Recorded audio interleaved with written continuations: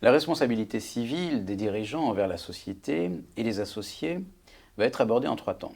D'abord une présentation, ensuite nous verrons la faute qui est susceptible d'être reprochée aux dirigeants, et ensuite nous terminerons par la question de la réparation du préjudice. Le premier thème abordé est celui de la responsabilité civile des dirigeants envers la société et les associés. Les actions en responsabilité sont en effet devenues très fréquentes, généralement à l'initiative d'associés minoritaires, car bien sûr, ceux-ci n'ayant pas le pouvoir de révoquer les dirigeants, ils peuvent être tentés d'utiliser la voie judiciaire en cas de désaccord ou de mésentente. Reste que, pour agir en responsabilité civile, il y a des conditions précises à respecter. 3 conditions sont systématiquement requises. Une faute imputable au dirigeant, un préjudice subi par le demandeur, un lien de causalité entre la faute et le préjudice, c'est-à-dire un lien de cause à effet. Il faut que le préjudice et la faute correspondent, qu'ils soient l'un en rapport avec l'autre, que le préjudice causé soit bien la conséquence de la faute reprochée. Et justement, nous allons insister sur les 2 conditions essentielles, à savoir la faute et le préjudice. Tout d'abord, donc, la faute pouvant être reprochée au dirigeant. La responsabilité civile suppose une faute du dirigeant. Plusieurs textes énoncent les catégories de fautes susceptibles d'être reprochées au dirigeant. Nous allons successivement évoquer les 4 grandes catégories de fautes. Une première catégorie de fautes, pouvant être commise par un dirigeant, est le manquement aux dispositions légales ou réglementaires applicables aux sociétés. Les dirigeants doivent gouverner l'entreprise conformément au texte juridique et s'ils violent un texte de loi ou un texte réglementaire, comme un décret par exemple, ils commettent une faute. Par exemple, engage sa responsabilité le dirigeant qui méconnaît le droit à l'information des associés ou alors qui viole les règles relatives au vote des décisions sociales. Une deuxième catégorie de fautes pouvant être commises par un dirigeant est la violation des statuts.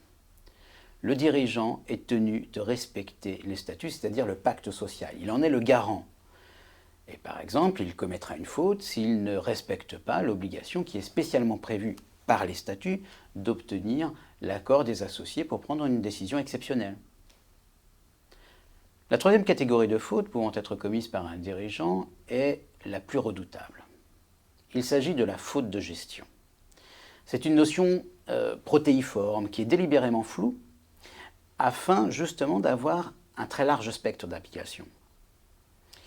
Il peut s'agir aussi bien d'actes positifs que d'actes négatifs, de fautes graves évidentes comme de fautes de négligence ou d'imprudence. D'une manière générale, on peut définir la faute de gestion comme le comportement contraire à l'intérêt social qu'un dirigeant normalement compétent, prudent et diligent n'aurait pas dû commettre au regard des circonstances. Le plus souvent, la faute de gestion sanctionne la gestion au dépit du bon sens. Par exemple, l'erreur grave d'appréciation sur la viabilité d'une opération, sur la distribution exceptionnelle de dividendes en présence d'un passif important, ou alors en présence d'une baisse d'activité. Une faute de gestion peut aussi résulter d'une témérité irréfléchie, ou encore même de l'inertie durable face à des difficultés persistantes et croissantes rencontrées par l'entreprise. La quatrième catégorie de fautes pouvant être commises par un dirigeant est la plus novatrice. Il s'agit du manquement au devoir de loyauté dont sont tenus les dirigeants. Ce devoir de loyauté n'est pas prévu par la loi. Il est prévu par la jurisprudence et il s'inspire en fait des fiduciary duties issus des principes de la corporate governance du droit américain. D'une manière générale, ce devoir de loyauté impose aux dirigeants de ne pas agir au détriment des intérêts de la société ou des associés. Et il est d'ailleurs régulièrement l'objet de condamnations par les tribunaux, et il n'est même pas nécessaire qu'il soit expressément prévu par les statuts. Le devoir de loyauté des dirigeants est double.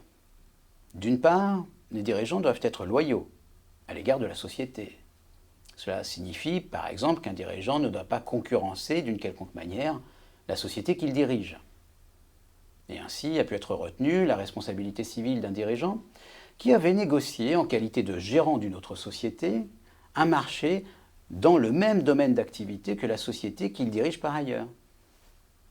D'autre part, les dirigeants doivent être loyaux à l'égard des associés eux-mêmes. Concrètement, cela signifie que les dirigeants ne doivent pas faire de profit au détriment des associés. Et on peut en citer deux exemples assez fréquents. D'abord, le dirigeant qui a connaissance d'une opportunité d'affaires, en raison de ses fonctions, ne doit pas en profiter seul. Il doit aussi en faire profiter les associés. De même, le dirigeant à qui un associé demande de l'aider à trouver un acquéreur pour céder ses actions ne doit pas les lui acheter s'il sait lui-même qu'il va ensuite les revendre immédiatement à une tierce personne et pour un prix très supérieur. On le voit, le dirigeant peut commettre de multiples fautes de nature à engager sa responsabilité civile. Mais attention, une faute seule, aussi grave soit-elle, ne suffira pas. Il faut aussi que cette faute ait causé un préjudice que la victime puisse invoquer. Évoquons maintenant l'autre aspect essentiel, à savoir la réparation du préjudice. En interne, la faute du dirigeant peut avoir causé un dommage à la société, mais aussi à un ou à plusieurs associés. Ce sont deux situations à distinguer. Le préjudice causé directement à la société, tout d'abord, s'appelle le préjudice social. En principe, seuls les dirigeants peuvent agir en réparation du préjudice subi par la société. Et s'il y a eu un changement de direction, cette action est bien sûr envisageable. Mais si ce n'est pas le cas, s'il n'y a pas eu de changement de direction, il est bien évident que les dirigeants seront très peu enclins à agir à leur encontre pour être sanctionnés des fautes qu'ils ont commises. Aussi, pour remédier à cette inertie, et donc pour permettre d'assurer la défense des intérêts de la société, la loi, précisément l'article 1843-5 du Code civil, la loi reconnaît à chaque associé le droit de déclencher l'action sociale ut singuli. Action sociale ut singuli, concrètement, il s'agit du droit d'agir au nom de la société si les dirigeants ne le font pas. Et dans ce cas, les dommages et intérêts versés par les dirigeants condamnés profiteront uniquement à la société. La faute du dirigeant peut aussi avoir causé un préjudice propre à un ou plusieurs associés. Mais alors attention, dans ce cas, ce préjudice doit être réellement individuel. Il ne doit pas découler du préjudice subi par la société, il doit être distinct de celui-ci.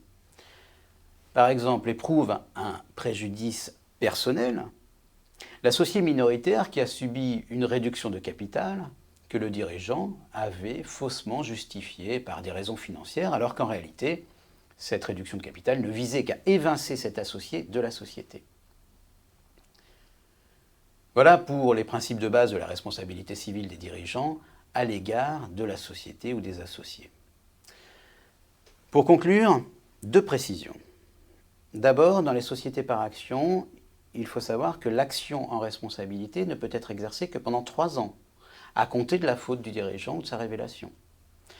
Deuxième précision, l'action en responsabilité contre les dirigeants ne peut être entravée d'aucune manière. D'aucune manière, ça signifie que toute clause des statuts qui ferait obstacle à cette action est réputée non écrite. Et de même, aucune décision collective, que ce soit de l'Assemblée générale ou du conseil d'administration, ne peut éteindre l'action en responsabilité.